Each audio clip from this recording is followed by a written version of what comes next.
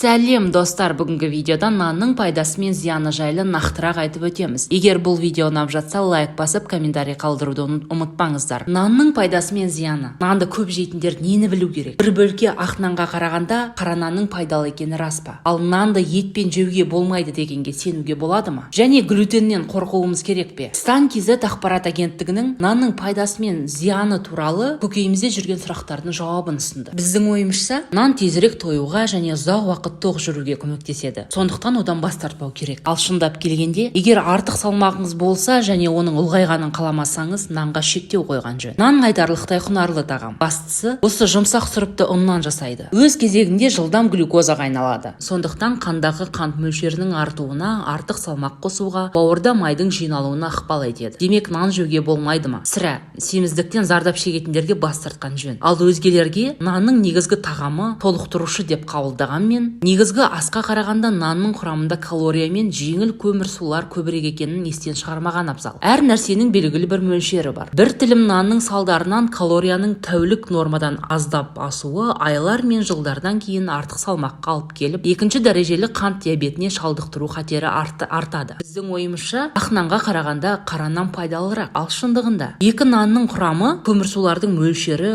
мен құнарлығы бір-біріне айырмашылығы өте аз. Қант диабетіне шалдыққанда ақ нанды қара түрге алмастыруға болады деген сөздер аңыз болып табылады. Олардың арасындағы жалғыз айырмашылық қара нандағы көмірсулардың көзі қара бидай ұны. Ол қышқылырақ, сондықтан асқазан сөлінде өңешке түсуіне зардап шегетіндерге аурудың асқынуын тудырады. Ал шындығында глютенсіз нан бұл күріш немесе жүгері ұнынан жасалған нан. Жүгері ұнынан жасалған жұқа нан көптеген әлемдегі халықтардың асханасынан табылатын нанның түрі. Олар өте дәмді. Алайда медицина тұрғысынан қарағанда, оның кәдімгі ақ нан мен қара наннан айырмашылығы жоқ. Бір ғана айырмашылығы олардың құрамында глютен, яғни кей адамдарда ішектің қабынуын тудыратын ақуыз жоқ. Ішектің глютенмен зақымдалуы целиакия деп аталады және шамамен адамдардың 1%-ында кездеседі. Бүгінде жүйелік сарапшылардан ішектің тесілуі мен улы глютен туралы әңгімелерді жиі естуге болады. Олар глютенсіз диетаны қажет етпейтін адамдарға асқазанның глютенін көтере алмайтын дәлелдеместен, немесе ол үшін антиденелерді анықтауға арналған қан талдауын пайдаланып, диетаның осы түрін ұсынып жатады. Ал шындығында целиакияның арықтау жолы мүлдем басқа. Егер сізден мұндай диагноз анықталмаса, наннан қандай ұнның жасалғанынан айырмашылығы жоқ. Біздің ойымызша, ашытқы қосылған нан газ түзілуін тудырады, сондықтан оны жемеген дұрыс. Ал шындығында, кез келген нан газ түзілуін тудыра алады. Іштегі бактериялар нанның құрамындағы жеңіл көмірсулардан газ және сүт қышқылын жасайды. Алайда мұндай құбылыс барлық адамдар бола бермейді. Тек аш ішекте бактериялардың көбеюі синдромы кезінде ғана кездеседі. Өз кезегінде қант диабеті, семізді, құрамында көмірсулар мен тағамдардан шектен тыс мөлшерде жеумен қатар жүреді. Бұл процеске ашытқының қатысы жоқ. Сонымен қатар бұл қамырды ашытқанмен пісіру кезінде жойылып кетеді. Ал ашытқысыз нандарда дәл сол ашытқы пайдаланылады, алайда ұйытқы түрде. Біздің ойымызша, нанды етпен жемеген дұрыс. Бұл ас қорытуын қиындатады, ал шындығында қиындатпайды.